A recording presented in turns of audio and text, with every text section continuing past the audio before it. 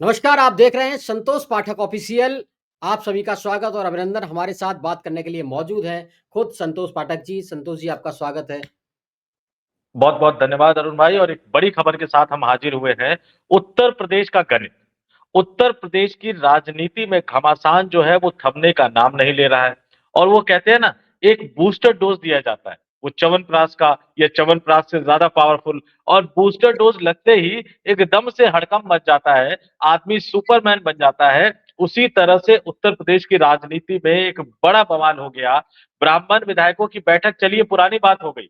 ब्राह्मण विधायकों को पंकज चौधरी की लतार, पुरानी बात हो गई। और ब्राह्मण विधायक सहम कर चुप होकर बैठ गए थे। यहां तक कि जिनके घर पर भोज का आयोजन किया गया था, पीएन पाठक, वो अनरीचेबल हो गए थे। वो समाजवादी पार्टी पर हमला बोल रहे थे।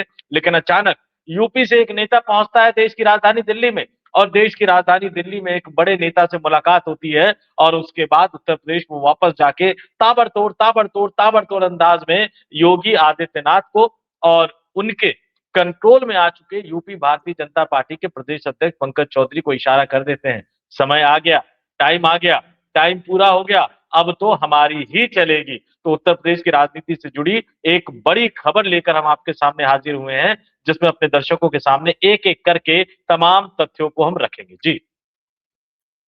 एक स्लोगन तो आपने सुना होगा, एमपी गजब है, लेकिन आजकल ये स्लोगन यूपी पर सटीक बैठता हुआ दिखाई दे रहा है, क्योंकि ऐसे ऐसे नए कारनामे सामने आ रहे हैं जो कि ये स्लोगन सटीक बैठता है। दरअसल एक ऐसा वीडियो वायरल हो रहा है जिसने सवाल खड़े कर दिए हैं। बाबा योगी आदित्यनाथ के एक करीबी महात्मा हैं, जिनके लिए एक जिलाधिकारी साहब हैं, वो रोटी सेंकते हुए नजर आ रहे थे। आपने वो वीडियो देखा होगा, वो वीडियो जमकर वायरल हुआ था। लेकिन अब उन डीएम साहब को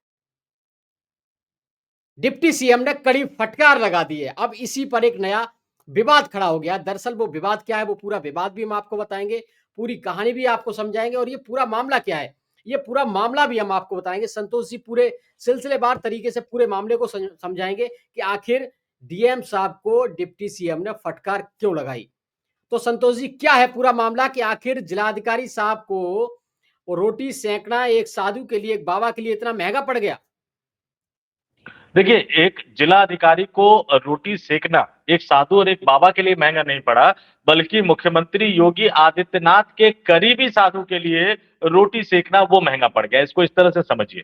ब्राह्मण जी। विधायक चुपचाप थे। कल हमने एक स्टोरी करी इस पर, जब मैंने बताया कि पीएन पाठक ने, देखिए, सुबह 10 सवा 10 बजे केशव प्रसाद मौर्य की भारतीय जनता पार्टी के वर्तमान राष्ट्रीय कार्यकारी अध्यक्ष जो नए नवेले बने हैं, जो 20 जनवरी के बाद पूर्णकालिक अध्यक्ष बनेंगे, मुलाकात होती है नितिन नवीन से दिल्ली में।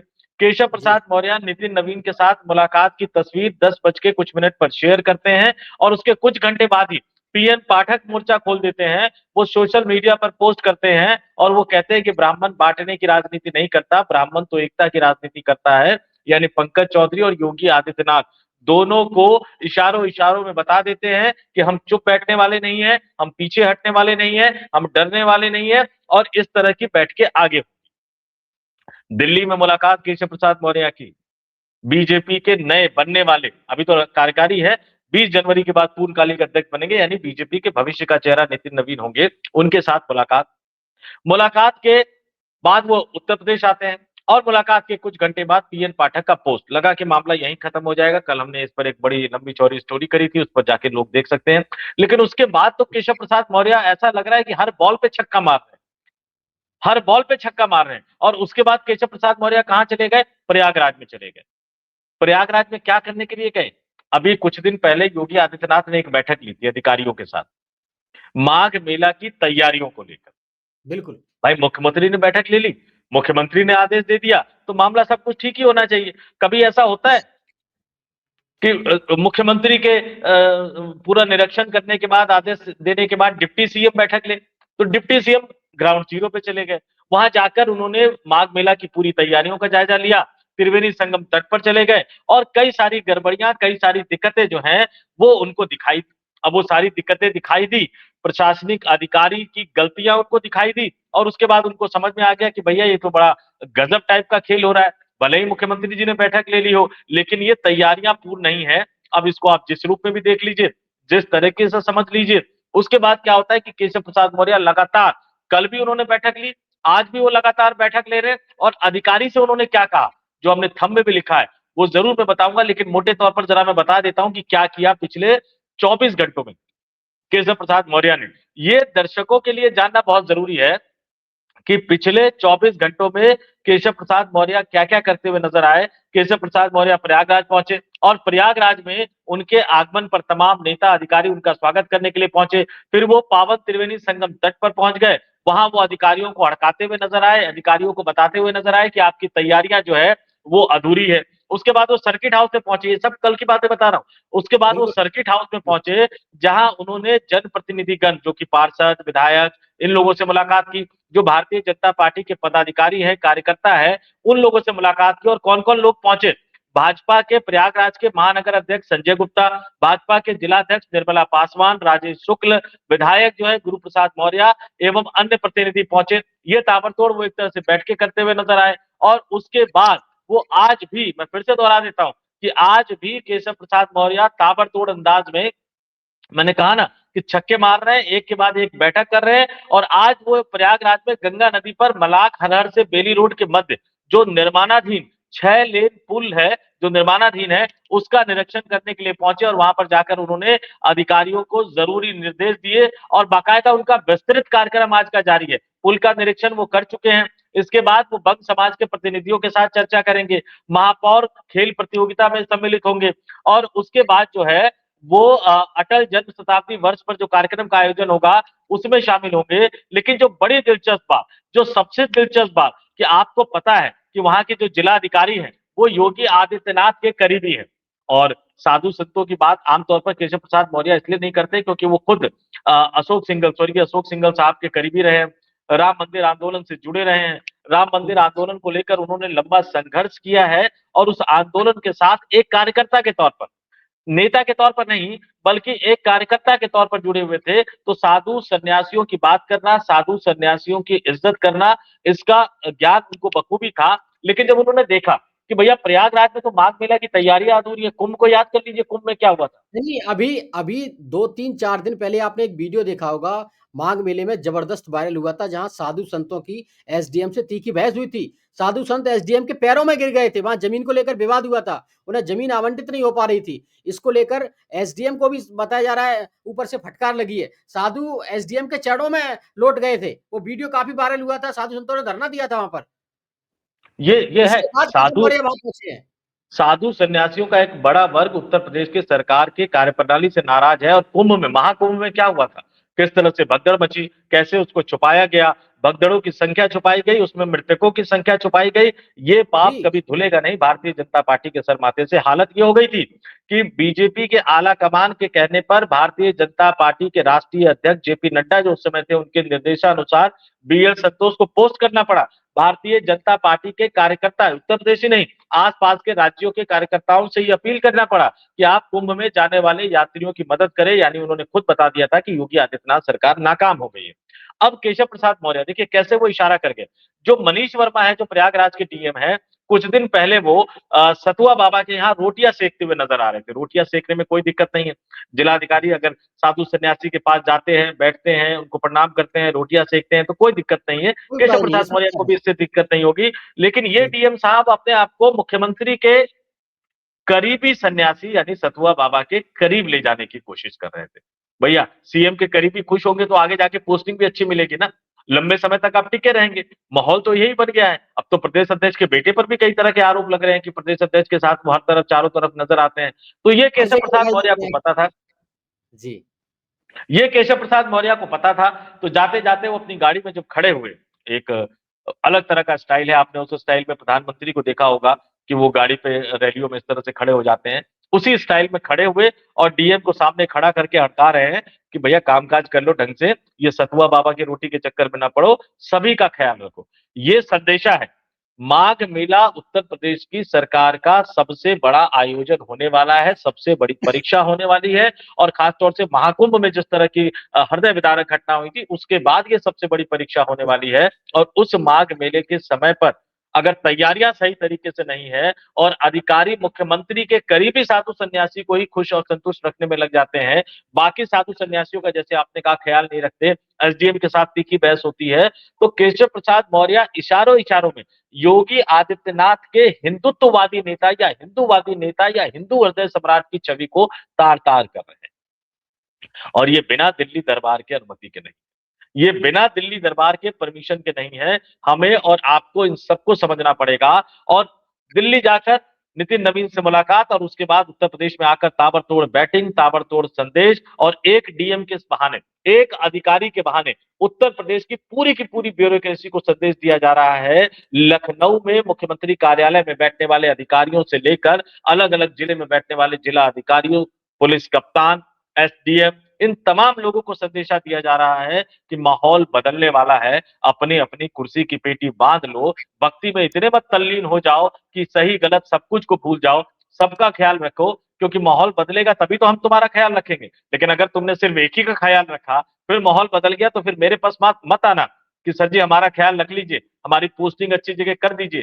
तो यूपी की ब्यूरोक्रेसी को एक बड़ा संदेश केशव प्रसाद मौर्य के बहाने बीजेपी का आला कमान देने की तैयारी कर रहा है। और पीएन पाठक कहां से आते हैं? विधायक कुशीनगर के हैं, लेकिन वो क्षेत्रीय उपाध्यक्ष गोरखपुर के हैं, गोरखपुर की धरती, योगी आदित्यनाथ की धरती। और वो अगर सोशल मीडिया पर कल उन्होंने पोस्ट किया और सोशल मीडिया पर पोस्ट करके वो सीधे सीधे इतने सभ्य शब्दों में उन्होंने एक तरह से लताड़ लगाई, इतने सभ्य शब्दों में एक तरह से उन्होंने सीधे सीधे उत्तर प्रदेश के मुख्यमंत्री योगी आदित्यनाथ और केशव प्रसाद मौर्य दोनों को ही झटका दे दिया। केशव प्रसाद मौर्य नहीं, माफ कीजिएगा, पंकज चौधरी, दोनों को ही झटका दे दिया।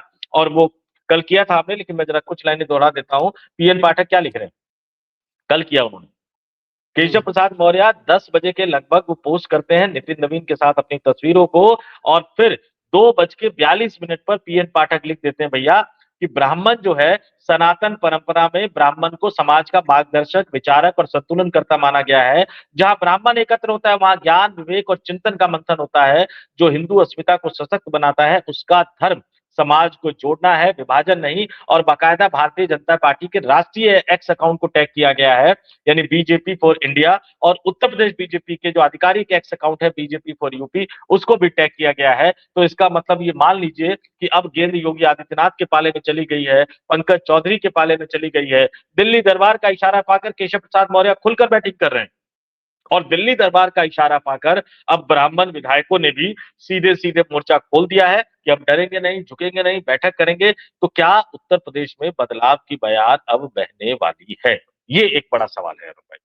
नहीं तो आपका सीधा मानना ये है कि केशव प्रसाद मौर्य को ऊपर से ये पूरी सह मिल चुकी है कि आप खुलकर बैटिंग करिए। दूसरा, उन्होंने इस वीडियो के माध्यम से नौकरशाही को ये चेतावनी दे दी है कि आप किसी खास व्यक्ति के करीब जाने से कुछ नहीं होगा, आपको जनता की सेवा करनी पड़ेगी, तभी आपको कुर्सी मिलेगी। ये साफ संदेश दे दिया है।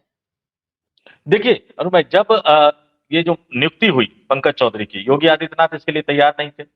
बीएल संतोष को जाना पड़ा, 3-3 4-4 बार बैठक करनी पड़ी, तमाम चीजें कहनी पड़ी। कुछ दिनों बाद जेपी नड्डा को भी जाकर बैठक लेनी पड़ी। ये तमाम चीजों के परिप्रेक्ष्य में हमने एक स्टोरी दर्शकों को बताई थी कि कुछ समय के लिए समझौता हुआ है मोदी और योगी में। समझौता क्या हुआ है कि जो मोदी साहब का जो संसदीय क्षेत्र वाराणसी, जिसमें पिछली बार हारते हारते बचे थे, जी। वाराणसी और वाराणसी के आसपास के इलाकों में, वैसे तो पूरे उत्तर प्रदेश में, लेकिन वाराणसी और वाराणसी के आसपास के इलाकों में मोदी साहब के मंत्रिमंडल में शामिल उनके करीबी नेता सीआर पाटिल को खुलकर चुनावी तैयारियों का जायजा लेने दिया जाएगा, ताकि बनारस और बनारस के आसपास की सीटें बीजेपी ना हारे। ये योगी आदित्यनाथ इंश्योर करेंगे, और नरेंद्र मोदी इस बात को इंश्योर करेंगे कि कम से कम चुनाव तक योगी आदित्यनाथ की कुर्सी हिले ना। लेकिन हुआ क्या, एक मीटिंग हुई, उस मीटिंग में कुछ भी ऐसा नहीं था भाई। ठाकुर विधायक भी मिले थे, अलग अलग जाति के विधायक भी मिलते हैं। भारतीय जनता पार्टी का राष्ट्रीय मोर्चा कल ही राजस्थान में प्रदेश भाजपा ने घोषित किया है। भारतीय जनता पार्टी में जाति आधारित मोर्चे हैं, चाहे एससी मोर्चा हो, ओबीसी मोर्चा हो, एसटी मोर्चा हो। तो जाति और बीजेपी जाति की राजनीति, प्रधानमंत्री खुद अपनी जाति बताते रहते हैं संसद से लेकर संसद के बाहर तक। तो ये कोई बड़ा मसला नहीं था, योगी आदित्यनाथ चाहते तो टाल सकते। लेकिन जैसे ही बैठक की खबर लगी, उन्होंने अपने करीबी अधिकारी को कहा फोन करो। करीबी अधिकारी ने फोन करके विधायकों को धमकाना शुरू कर दिया। कई विधायक तो डर के मारे बैठक के बीच में उठकर चले गए, बेचारे लिट्टी चोखा भी नहीं खा पाए, इतना डर पैदा कर दिया। उसके बाद आपने प्रदेश अध्यक्ष पर प्रेशर डाला कि प्रेस रिलीज जारी करिए। इस तरह का प्रेस रिलीज कभी भी प्रदेश अभी बीजेपी ने जारी नहीं किया था, कभी नहीं किया था। वो आपने जारी करवा दिया। पंकज चौधरी पता नहीं कैसे, चूंकि नेता के साथ साथ कारोबारी आदमी भी है, लड़ नहीं सकते, अड़ नहीं सकते, भिड़ नहीं सकते, तो एक तरह से उन्होंने सरेंडर कर दिया। चलिए वहां तक भी जायज था। फिर आप मथुरा जाते हो, वहां बयान दे देते हो, ब्राह्मण विधायकों को चेतावनी देते हुए।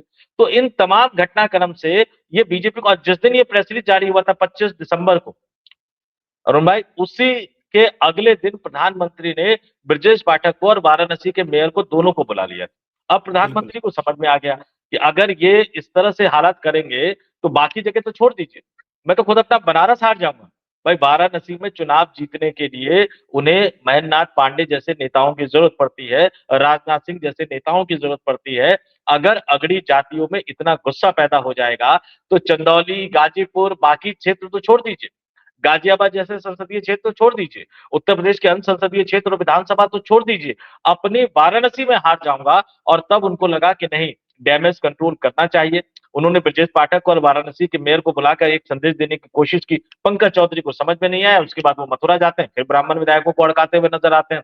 तो फिर उसके बाद केशव प्रसाद मौर्य को दिल्ली बुलाया गया। नितिन नवीन और केशव प्रसाद मौर्य के बीच में बात हो गई और एक संदेशा दे दिया गया कि ये नुकसान हम झेलने को तैयार नहीं है। योगी आदित्यनाथ, पंकज चौधरी चाहे जो करते रहे, आप जाइए, अपनी बात कहिए और ब्राह्मण विधायकों को बताइए कि हम आपके साथ हैं, पार्टी आला कमान जो है आपके साथ है। और निश्चित तौर पर आने वाले दिनों में योगी आदित्यनाथ और पंकज चौधरी, इन दोनों की मुश्किलें बढ़ने वाली हैं। और पंकज चौधरी को तो अभी अपनी टीम बनानी है। अब पंकज चौधरी अपनी मनमर्जी से टीम बनाएंगे या योगी आदित्यनाथ के करीबी नेताओं को उपाध्यक्ष, सचिव, महासचिव, प्रवक्ता बनाएंगे, या फिर आलाकमान के कहने पर उन्हें अपने पदाधिकारियों की लिस्ट जारी करनी पड़ेगी। इसके लिए हमें थोड़ा सा अब इंतजार करना पड़ेगा, क्योंकि माघ मेले के बाद ही नई लिस्ट आएगी। लेकिन योगी आदित्यनाथ की तरफ से पलटवार क्या आता है, हमें इस बात का इंतजार तो करना पड़ेगा, क्योंकि आमतौर पर वो चुप बैठते नहीं है।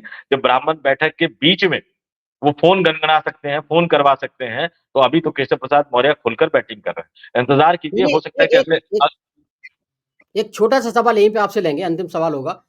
कल केशव मौर्य से भी इस मामले पर सवाल किया गया तो उन्होंने बड़ा सधा हुआ जवाब दिया था। तो क्या ऐसे में यूपी बीजेपी में भी दो फाड़ इस पूरे ब्राह्मण बैठक के मुद्दे पर होती हुई दिखाई दे रहे हैं? क्योंकि केशव मौर्य ने इस सिरे को बिल्कुल नकार दिया। उन्होंने कहा बैठकें होती रहती हैं, बैठक सबकी चलती रहती हैं। यहाँ पर ब्राह्मणवाद या ठाकुरवाद नहीं चलता है, यहाँ बीजेपीवाद चलता है। तो क्या ये बीजेपी में भी दो फाड़ होती हुई दिखाई दे रहे हैं इस पूरे मुद्दे, क्यों केशव मौर्य जब से आला कमान से मिले हैं तब से एक नया मुखरता से सब मुद्दों पर बात करते हुए नजर आ रहे हैं। देखिए, केशव प्रसाद मौर्य जो है वो संगठन के आदमी है, प्रदेश अध्यक्ष रहे हुए हैं। जब 2017 में भारतीय जनता पार्टी का वनवास खत्म हुआ था तो प्रदेश अध्यक्ष वही प्रचंड थे। बहुमत से जब बीजेपी आई थी तो वही थे। प्रचंड बहुमत से बीजेपी आई थी, तो प्रदेश अध्यक्ष वही थे। उनको पता है कि कैसे एक एक तिनका जोड़ के एक वोट बैंक तैयार किया जाता है। और ये बिल्कुल। लड़ाई बीजेपी के दो खेमों में बंटने की नहीं है, ये लड़ाई दिल्ली वर्सेस यूपी की लॉबी की लड़ाई है। और ब्राह्मण विधायकों की बैठक पीएन पाठक के यहाँ हो रही थी। मैंने सूत्रों के हवाले से खुलासा किया था कि इस बैठक की जानकारी पंकज चौधरी को थी। पंकज चौधरी को इस बैठक के लिए न्योता भेजा गया था। पंकज चौधरी ने कहा था कि मैं देखता हूं, चूंकि पश्चिमी उत्तर प्रदेश के विधायकों की बैठक होटल क्लार्क में होनी थी, उसके बाद उनको जाना था। और मेरे पास जो खबर है कि वो जाने की तैयारी भी कर रहे थे उस बैठक के बाद, लेकिन अचानक उन्हें खबर आई कि भैया योगी नाराज हो गए और योगी के अधिकारी जो विधायकों को फोन करके हड़का रहे हैं, तो डर के मारे पंकज चौधरी भी नहीं गए उस बैठक। अच्छा, दिल्ली से लेकर लखनऊ तक कई नेताओं को इस बात की जानकारी थी, लेकिन वो योगी के सामने अड़े नहीं। लेकिन जब दिल्ली दरबार को ये लगा कि नहीं, नुकसान ज्यादा हो जाएगा, तो उन्होंने केशव प्रसाद मौर्य को आगे कर दिया। ये लड़ाई अब योगी बनाम केशव की नहीं है, ये लड़ाई बीजेपी में दो गुटों की लड़ाई नहीं है, ये लड़ाई लखनऊ दरबार बनाम दिल्ली दरबार है। ये लड़ाई योगी आदित्यनाथ वर्सेस गुजराती लॉबी है। और एक बड़ी सिंपल सी कहावत जो कल्याण सिंह ने एक जमाने में कही थी अटल बिहारी वाजपेयी के लिए, और योगी आदित्यनाथ कहते नहीं है, लेकिन योगी आदित्यनाथ के कई करीबी अगर दबी जुबान में कहते नजर आते हैं कि भैया नरेंद्र मोदी प्रधानमंत्री तो तब बनेंगे, जैसा अमित शाह ने कहा 2029 में फिर से बनेंगे, तो भैया नरेंद्र मोदी तो प्रधानमंत्री तब बनेंगे जब वो सांसद बन पाएंगे। इसी तरह की बात कल्याण सिंह ने कही थी अटल बिहारी वाजपेयी के जमाने में कि भाई अटल जी तो प्रधानमंत्री, पीएम तो तब बनेंगे ना जब एमपी बनेंगे। तो मोदी साहब उस खेले को समझ गए हैं कि ब्राह्मण नाराज तो वाराणसी हाथ से गया, और मैं सांसद का चुनाव नहीं जीत पाऊंगा लोकसभा का, तो फिर मैं किस मुंह से प्रधानमंत्री पद की दावेदारी करूंगा। राज्यसभा जाके प्रधानमंत्री तो बन जाऊंगा, लेकिन क्या अपने राजनीतिक जीवन के आखिरी दौर में मुझे ये भी देखना पड़ेगा, क्योंकि अब तक वो हारे नहीं है, ना विधानसभा का चुनाव, ना लोकसभा का चुनाव। बिल्कुल, बहुत बड़ी बात की और आप। पिछली बार जितने कम मार्जिन से जीते थे, वो डर तो अब उनको सता रहा है। और नेता कितना भी बड़ा हो, कितना भी बड़ा नेता हो, अपनी लोकसभा या अपनी विधानसभा चुनाव हारने का डर तो सबको सताता रहता है। बिल्कुल। डर सबको लगता है, गला सबका सूखता है, बिल्कुल सही कहा आपने। और निश्चित तौर पर बहुत बड़ी बेबाक बात आपने बताई है यूपी की राजनीति को लेकर, लखनऊ दरबार बनाम दिल्ली दरबार को लेकर, लेकिन आने वाला समय ये बताएगा कि इसमें कामयाबी किसको मिलती है। आपका बहुत-बहुत आभार, बहुत-बहुत धन्यवाद। बहुत बहुत धन्यवाद और तमाम दर्शकों का आभार। और एक बात मैं तमाम दर्शकों से कहूंगा, भैया कमेंट करके अपनी राय से हमें जरूर बताइए कि आपका क्या मानना है केशव प्रसाद मौर्य की बैटिंग के इस स्टाइल के बारे में। बूस्टर डोज कहां से मिला है, कहां से च्यवनप्राश वो खा के आए हैं? आपको अगर कुछ आइडिया हो तो आप भी बता दीजिएगा। नमस्कार। धन्यवाद।